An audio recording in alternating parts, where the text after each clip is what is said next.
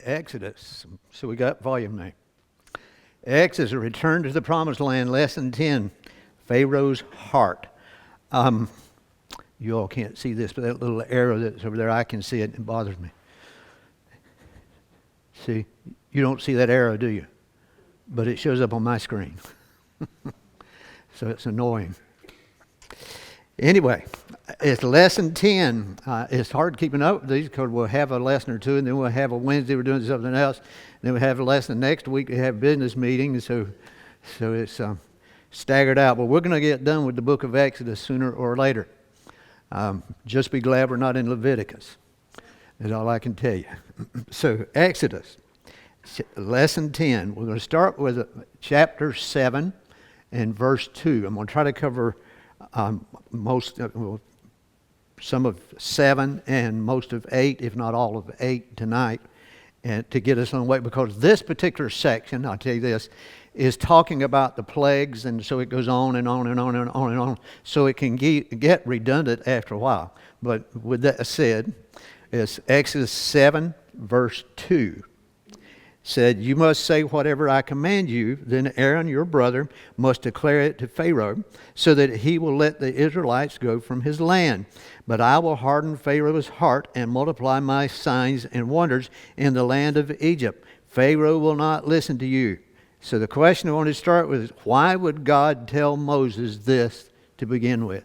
Before he ever talked to Pharaoh, he told Moses, he said, he's not going to listen to you. I'm going to tell you up front, he's not going to listen to you. Why would he do that to start with? Is that a way to encourage somebody to do what you want them to do? And some ways, yes. And we'll go back to the 5th chapter to show you why. Chapter 5, verse 20.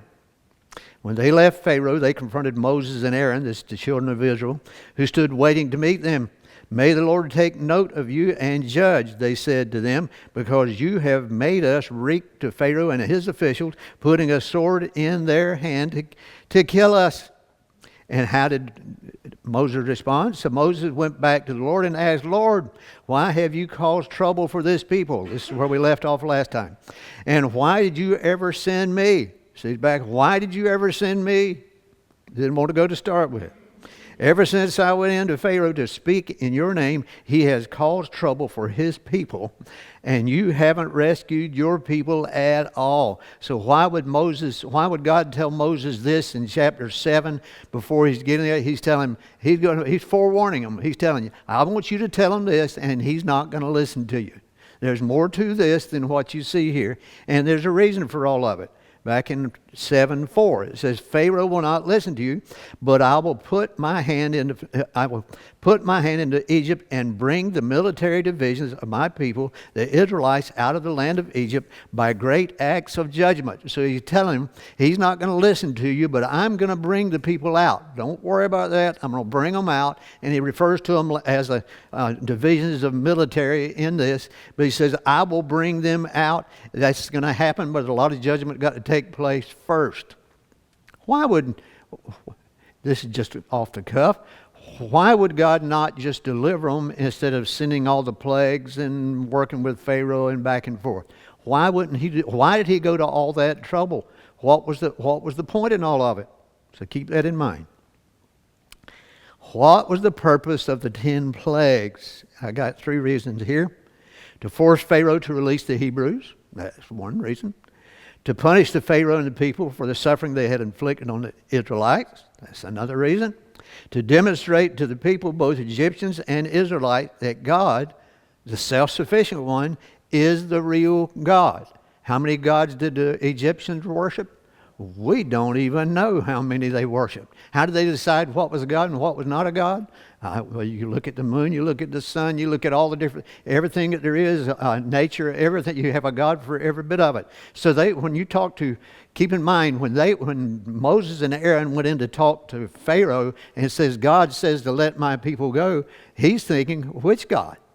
I'm a god myself. That's what Pharaoh was thinking, because they considered him as a god. So what God are you talking about?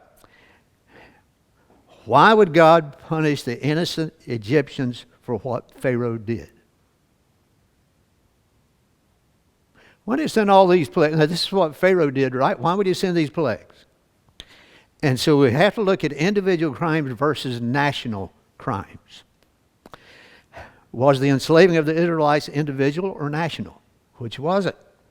Was the Holocaust individual or national? Which was it? Well, who was guilty? We'll come newer in history, because in the Bible it's way back, thousands of years ago. But we'll come back in the 1930s, 1940s, and when we look at the Holocaust and what was done to it, was this a national sin, a national crime, or was this an individual? Was this Hitler and his henchmen only that were guilty here, or were the people of Germany guilty too? Was it just Hitler? Well, oh, a lot of people say that still. The Holocaust never happened. Well, we know it happened. And there's, see here in just a minute, has to do that. Was slavery in the United States individual or national? Which was it? Were all the Egyptians guilty? Were all the Germans guilty? Were all Americans guilty? How much of the populations of the oppressors suffered for the crime? That's one warning for us. And I don't think I have this, but anyway, a warning for us when it comes, people say, why should that bother you? When we have our nation giving in to certain sins and certain things, and the nation gets punished for it, guess who lives in the nation? We do. So that should encourage us more to be out fighting for what's right and supporting what's right and being involved. People say that there's Christians that say Christians shouldn't be involved in politics. You take all the Christians out of political office, and what do you have? Whew. That's going to be a tough time. So we have to look at how much of the population of the oppressors suffered for the crimes, and how much of the population was guilty. What Dwight D. Eisenhower did after victory over Germany, and one of his first executive orders was that he made the people in the surrounding areas around these concentration camps, he made them, they were forced to come and walk through those camps and see what was done in their name, in their nation. Also made them dig up people that had been buried and mass graves and bury them like they're supposed to be. He put them to work doing all these things to make an impression on them. You were sitting back here saying that you're innocent while this was going on 1 mile from your house. Were all the Americans guilty concerning the Civil War? There was 600 to 700,000 men that died in the Civil War. If you take that percentage in our population today, that would be about almost 8 million men would die in a 4-year period of time. 8 million. You know what the population of North Carolina is? 11 million. That's about 3/4 of the population of North Carolina would have died in that 4 years. Can you imagine how that would be? If we started from today and went 4 years from now and had a war in our country and this percentage died, you had 8 million people die. Can you imagine how decimated all these communities would be? That's the way it was back, but we have short memories and we don't think back. Well, it's the same thing with back in the days of the Nazis, of the people they had killed, the millions and millions and millions of Jews that they had killed, as well as other people, as well as innocent people that didn't want to be in the war to start with. So there is no population that's completely innocent when it comes to crimes of this nature, unless you just plain don't know about it. And if you don't know about it, then should you have known about it? Should you have done anything about it? Should you be fighting for the cause? I think you know the answer to that. Well, the Egyptian people had to suffer a lot for what happened with the Jewish people, because of Pharaoh. 7 verse 5. The Egyptians will know, it says, the Egyptians will know that I am the Lord when I stretch out my hand against Egypt and bring out the Israelites from among them. What are the 10 plagues? Now list them here, and we'll talk about them in just a second. First one was water to blood, then frogs, then lice, then flies, diseased cattle, boils, hail, locusts, darkness, and death of the firstborn. None of them sound enticing. None of them sound good. It's said that these, and I'm just doing this, I'm going to generalize this because I'm not going to go to the individual gods as it was, that each one of these plagues represented a god that the Egyptians worshipped. And that could be true. Water turned to blood was gods attached to the Nile because they worshiped the Nile, the gods of the Nile. Frogs, they actually, believe it or not, they had frog gods and goddesses. Can you imagine worshiping frogs?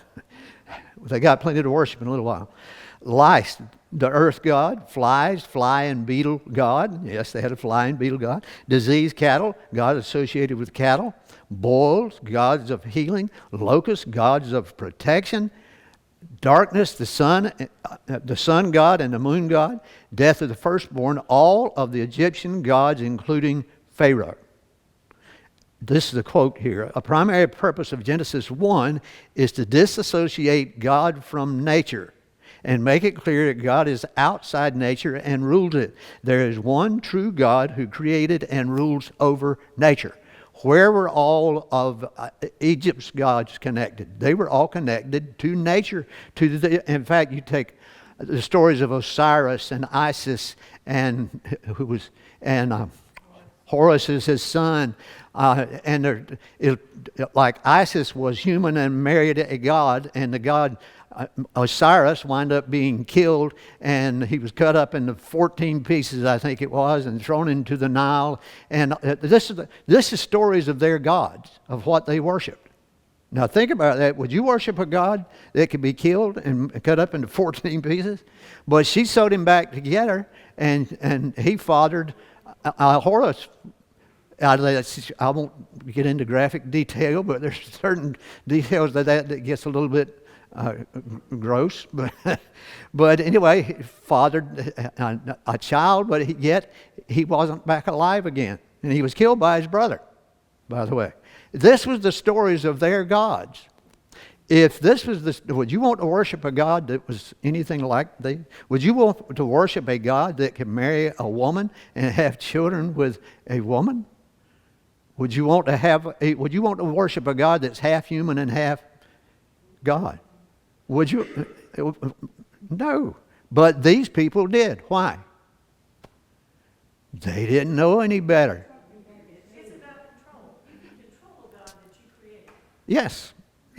So it makes it easy. But plus the fact, when you don't understand things, but biggest point is, all of these, in fact, all of Egypt's gods were connected to nature. They were inside nature. What's the difference in the God we worship and those gods? God is outside of nature. And that's what the book of Genesis, the book of Exodus, the Torah, that's what it first introduced into the world. Where you think about it, how many thousands of years do you think, and don't go by anybody's dating or anything, but the time that we're talking about here of the Hebrew people at Moses' day, how many years was that since Adam and Eve, since the Garden of Eden? We're talking about thousands of years between then, and man had gone from walking with God to thinking that rivers and snakes and frogs and all this was gods. That's what happens with that's what happens when man decides he's smart enough to decide for himself what's good and evil, to make the determination himself. It is natural for man to make gods of the things of nature because that is what they can see and experience. People say they don't believe in God. Atheists, one of the questions they ask is, why do you worship a God you can't see? If I could see God, I wouldn't worship him. Why? Because he would be within nature. He would be human. He would be earthly. He would be physical. But he's not. He's spiritual. He's outside of that. How had man gotten to this point since Eden? Man in his fallen state cannot experience the supernatural as easy as they can the natural. Which comes easier to you, the supernatural or the natural? Which comes easiest? What you can see. When you woke up this morning, did you feel the supernatural or do you feel the natural?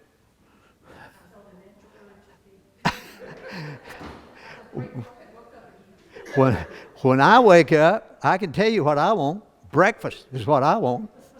And first thing I do is make breakfast. I want something to eat. People say, I can't eat first thing in the morning. I say, listen, when my eyes are awake, if you have it ready, I'll eat right then. I don't care. I can eat. I don't have any problem with it. But I'm going to eat breakfast. I've never skipped breakfast in my life except when I'm taking blood tests, and I have to.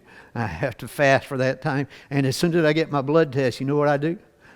I go get something to eat. I'll get something to eat. What are some things that's natural for man to worship? Anything that's bigger and above, it's bigger than you. Anything that's outside of you, but still within nature, man has the capacity to worship. There's people that worship celebrities. There's people that worship singers. There's people that worship politicians. There's people that worship. I vote for certain politicians, but I don't worship any of them. I understand how human all politicians are, and how if you elected me as president of the United States, guess what? I'm going to be human still, and I'm going to mess up, and I'm going to do some things you don't like. Even though you've known me for a long time, that's still going to be the fact because I'm human, but it's easy for us to do that. Exodus 7:10. So Moses and Aaron went in to Pharaoh and did just as the Lord had commanded. Aaron threw down his staff before Pharaoh and his officials, and it became a serpent. But then Pharaoh called the wise men and sorcerers, the magicians of Egypt, and they also did the same thing by their occult practices. Each one threw down his staff, and it became a serpent. But Aaron's staff swallowed their staffs. So that raises the question, why were the wise men, the sorcerers, these magicians, why were they able to mimic what had just been done by Aaron? Aaron threw down his staff and it turned into a snake, and they threw down their staffs and they turned into snakes. What's the possibilities? One possibility is spiritual. It could be occultic. It could be satanic. It could be that. There's another possibility. It could be Lord. It could be any number, but it could be another thing. There's another step. Another step we're not even thinking about. I enjoy watching magicians. Especially close up. Making the Statue of Liberty disappear and stuff like that. You know, there's lights and mirrors, and so that doesn't mean anything. But close up magic, where you're doing it right here in front of me, and I can't figure out what in the world you're doing. That's amazing to me. Have you ever seen David Blaine, the magician? Have you ever seen him spit out frogs? He in his magic trick, and all of a sudden he'd spit like it, and a frog would come out. He'd take a frog out, guess what? He spit another one out. And you know it's an illusion, but so what?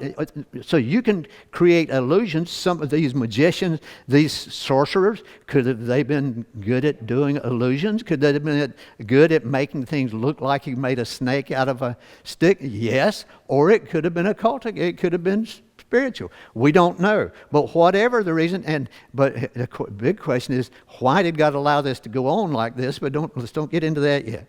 Let me ask you a question. Before we get that far, you don't have to answer this. How many of the plagues were the Egyptians able to mimic? The sorcerers and magicians.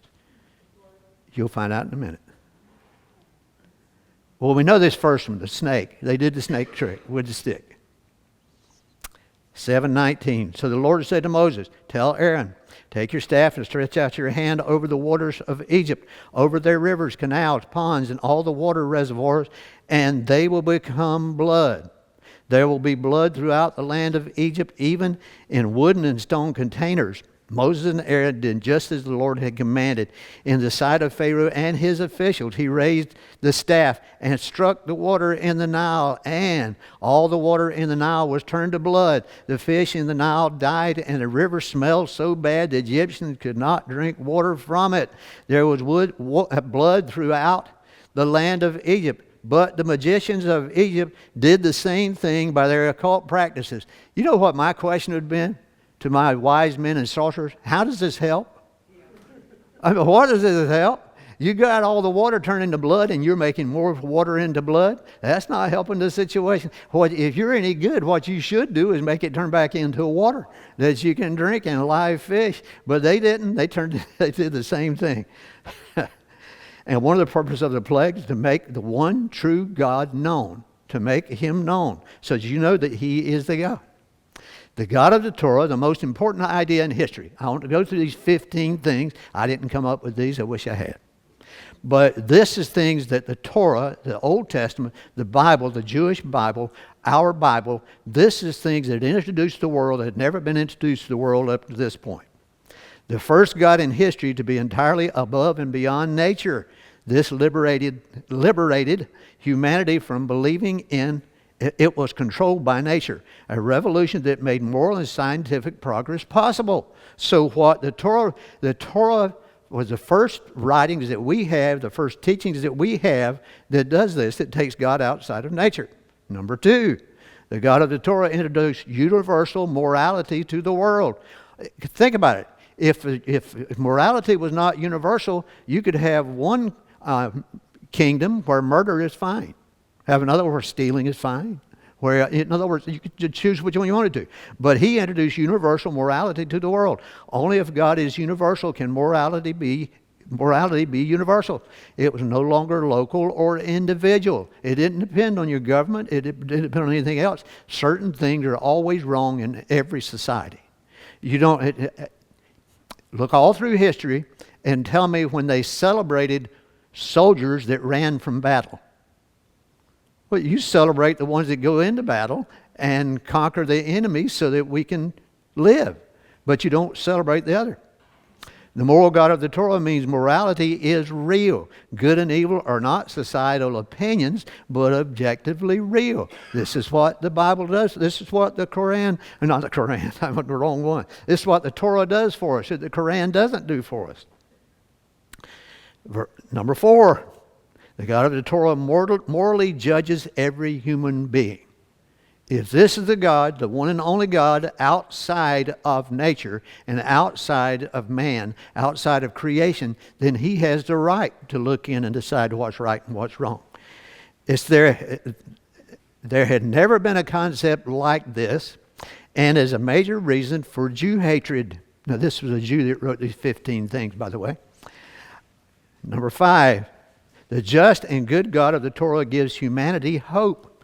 One of those hopes is ultimate justice. Number 6, the God of the Torah introduces holiness. This elevated humans above animals. What do we have in the gods of Egypt? We had frog gods and snake gods and river gods and water gods and tree gods and all. But this makes man. The God of the Torah introduces holiness.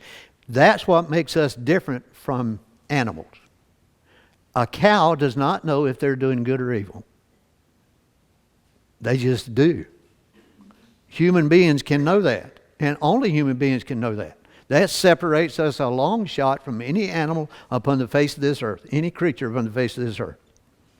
The just and good God of the Torah gives humanity hope. One of those hopes is ultimate justice. The God of the Torah introduces holiness. This elevated humans above animals. Number 7, the God of the Torah gives every individual unprecedented self-worth. Since we are created in God's image, you see the worth that we get in humanity, our worth is elevated above everything else because we were created in God's image. Chickens were not created in God's image. Other animals are not created in God's image. We are. Since we are created in God's image, we are infinitely valuable. Number 8. The God of the Torah is necessary for human brotherhood. Since we all have one Father Creator, we are all brothers and sisters in a broad sense. So we're interrelated in that respect. I'm interrelated anyway because I'm my own cousin. Number 9. Belief in God of the Torah started the long journey of equality. Slavery was abolished in the West due to Christians who believed in the Torah statement that we are created in the image of God. What made slavery wrong? Not just slavery in the United States. We always think, whites enslaving blacks. Slavery has been a part of humanity ever since humanity has existed, but this gives every human being worth. Number 10, the God of the Torah is incorporeal. It's non-physical. This enabled humans to think in terms of a reality beyond that which is accessible to our senses. In other words, if you're thinking as gods like Osiris and Isis and Horus and all of that, you're thinking of gods of this kind, instead of being outside of time, outside of the physical and not physical. This makes us know that there's something accessible beyond this life. There is a spiritual. We can't see it. Number 11, the God of the Torah teaches us the physical is not the only reality. Consequently, there can be realities beyond our senses, such as a soul, morality, and the afterlife. Number 12, the God of the Torah teaches us there is ultimate meaning in the existence of each of our lives. Without the Creator, life is random and purposeless. That's what atheists believe, that life is random and purposeless. There's nothing you can do. You dance to the song of your DNA. Your DNA determines who you are, and that's what you're going to be, and there's nothing you can do about it. Without a Creator, life is random and purposeless. Number 13, the God of the Torah gives each of us free will. Only if we have a non-material soul can we rise above our genes and our environment and act autonomously. We can do what we want to. And we can reap the rewards one way or the other. The God of the Torah teaches might is not right. It is God who determines what is right, not those who use force or power. In mankind, how do they determine who's right? It's whoever can beat this group over here. Whoever can conquer this one. Genghis Khan was right. Genghis Khan was right. Why? Because he could conquer all these other territories. Why was Hitler right for a long time, although he was so wrong? Because he could conquer so many territories, so many countries. And number 15, the God of the Torah made human progress possible.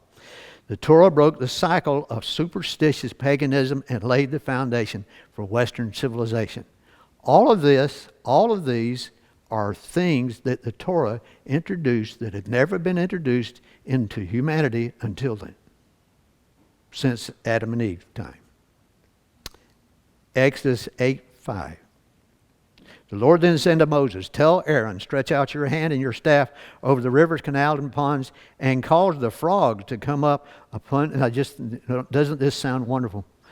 "Onto the land of Egypt. When Aaron stretched out his hand over the waters of Egypt, the frogs came up and covered the land of Egypt. But the magicians did the same thing by their occult practices and brought frogs up upon the land of Egypt." And how does this help again?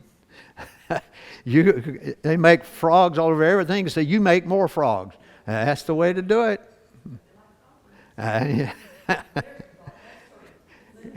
Can you imagine if 8:17?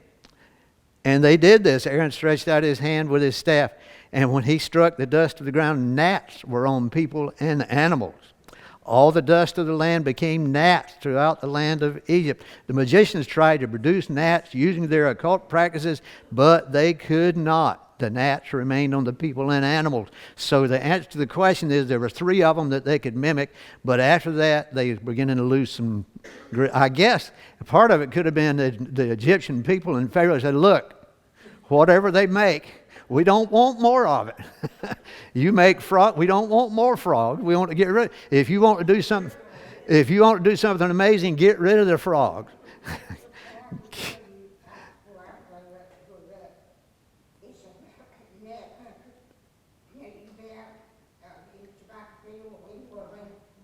All over the place. But the gnats they're talking about are biting, and I mean they're bad. Bad news. They're all bad. I don't know. I'm not fond of gnats. And what's really funny is you go ahead and take a big breath of air and you suck in 2 or 3 gnats. That's terrible. That's terrible. So they had gnats. The gnats remained on the people. Now look at this in the 19th verse.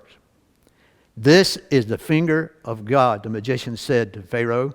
But Pharaoh's heart was hardened, and he would not listen to them as the Lord had said. Just like the word that they used for God, that he used for God, was Elohim, not the self-sufficient one, not the one and only God.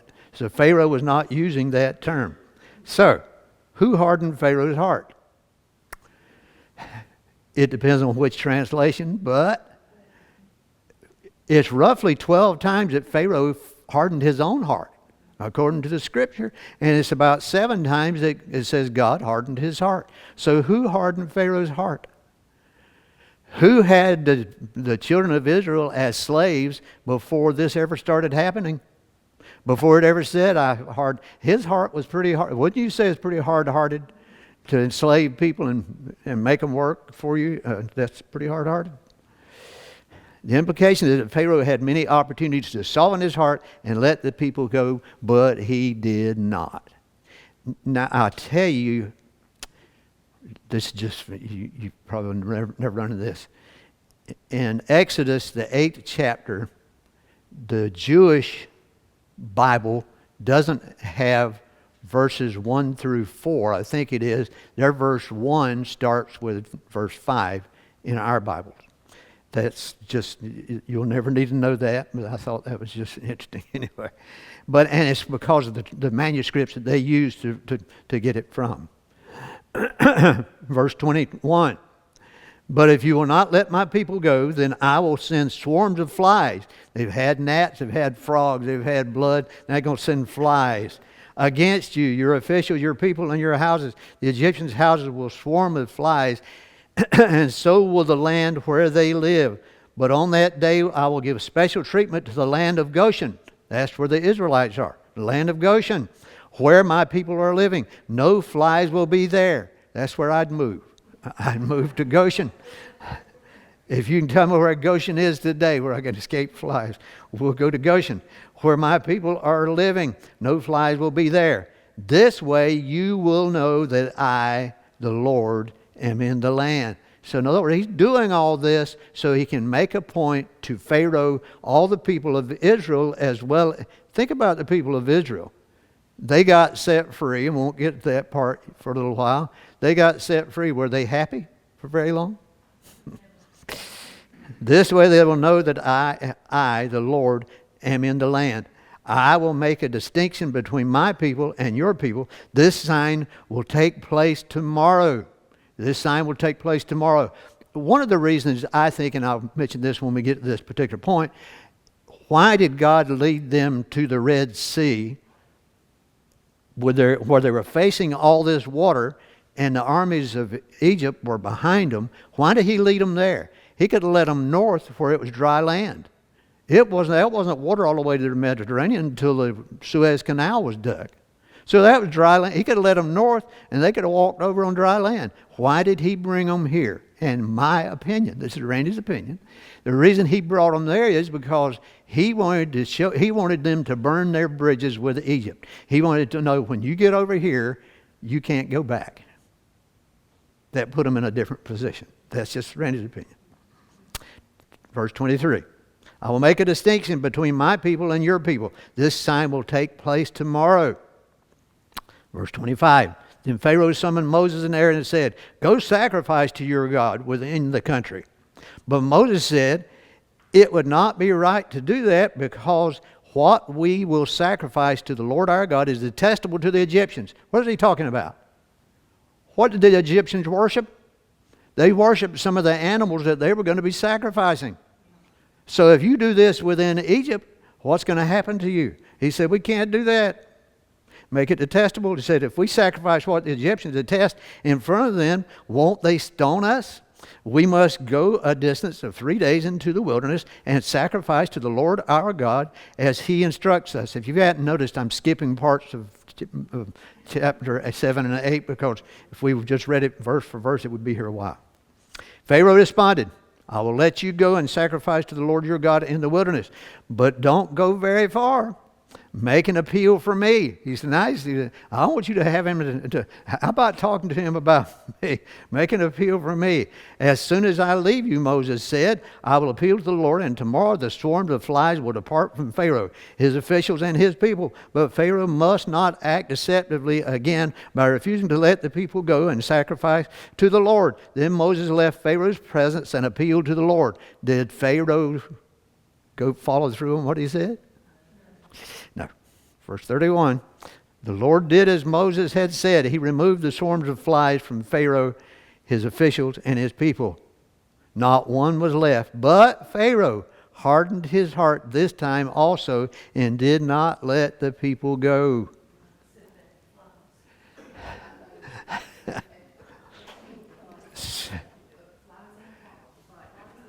So who was the true enemy of the Egyptian people?